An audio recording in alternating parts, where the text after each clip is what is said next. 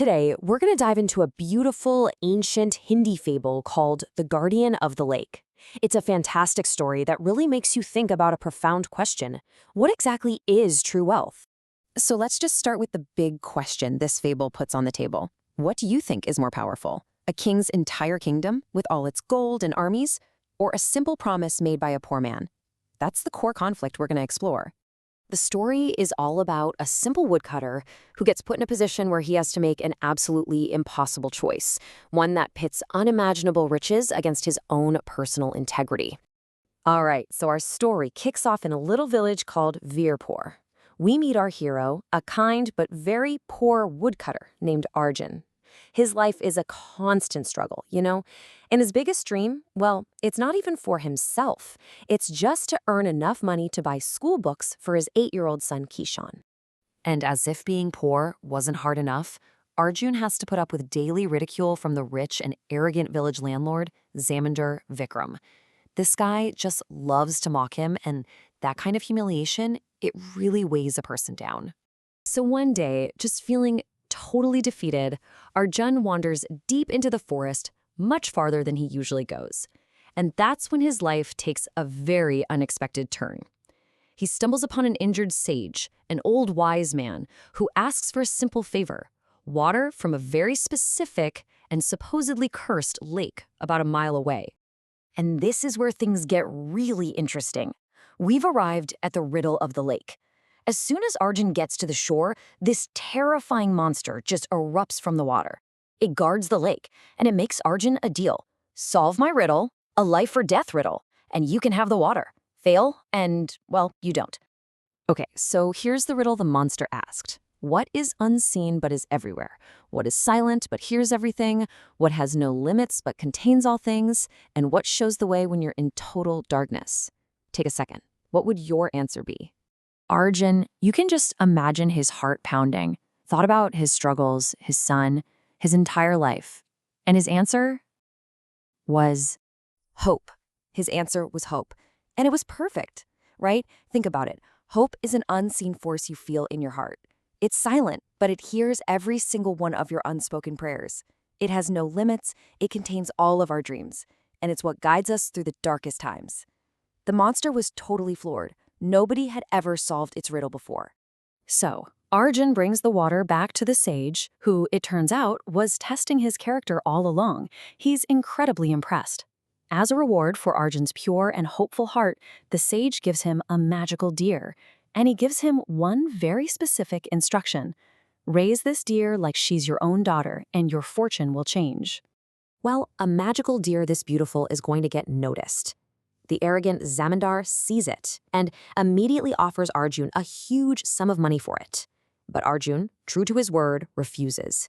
He says, he is not for sale. He is my family, my soul, a blessing from a sage. He chose his promise over a pile of cash. Okay, so while all this is happening in Arjun's village, a huge crisis is unfolding far away in the capital city. King Pratap's daughter, Princess Roshni, is dying from this mysterious illness that has stumped every doctor in the kingdom. The royal guru, the king's wisest advisor, reveals a prophecy. He says the princess has a sickness of the soul. The only cure is a divine flower. But, and this is a big but, it can only be created under these incredibly specific, almost impossible conditions. It has to grow from 2 tears, shed willingly. 1 tear of sorrow from a poor, true-hearted man, and 1 tear of love from a magical deer. Suddenly the king knows exactly who he needs to find. So the king himself shows up at Arjun's tiny hut, and he starts throwing everything at him: a palace, a life of leisure, and finally, he offers half of his entire kingdom. But with every single offer, Arjun's answer is the same. He is my family. He even looks the king in the eye and says, if you gave me the whole kingdom, I would not sell my family. His integrity is just not for sale. This brings us right to the climax of the story, the tears and the flower. The king, desperate and angry that Arjun keeps refusing him, just orders his guards to take the deer by force. As they're dragging his beloved deer away, Arjun makes one last, absolutely heartbreaking request. He pleads with the king. He says, I know you are a king who stands by his decision. Just one last time, let me embrace him. This isn't a trick. You can just feel it. It's a moment of pure selfless love and the agonizing pain of saying goodbye. And in that exact moment, the prophecy comes true. As Arjun is hugging the deer, a tear of pure sorrow falls from his eye. At the very same instant, a tear of love falls from the deer's eye. And where those two tears meet on the ground, a divine blue flower instantly blooms. Just that one single miraculous flower.